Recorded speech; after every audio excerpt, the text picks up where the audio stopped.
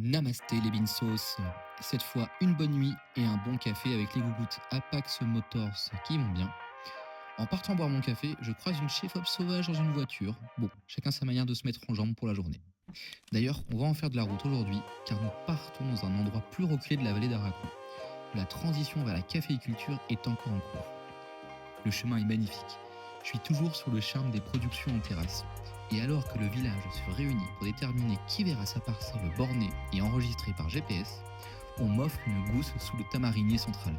Et elle est pas belle ma gousse en vrai? Après un échange prenant avec les gens de la coopérative, on part capturer les ambiances du village avec Aurélie. La vie a un rythme différent.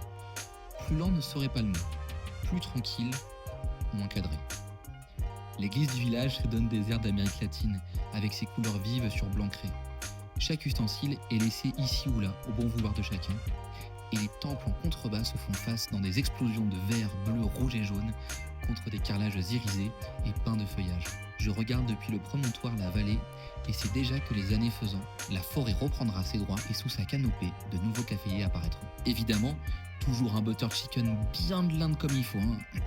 Et puis là, je tombe sur les fesses en me rendant au centre de process, car je n'ai jamais vu une station de lavage immaculée, aussi propre et bien entretenue. Et je vois défiler sans cesse des femmes portant de lourdes bassines de cerises de café sur leur tête. Une partie fait du curling avec du café naturel, mais c'est en réalité idéal de le bouger ainsi pour maintenir un taux précis de fermentation. Et d'autres font de même avec des petits râteaux pour le café lavé.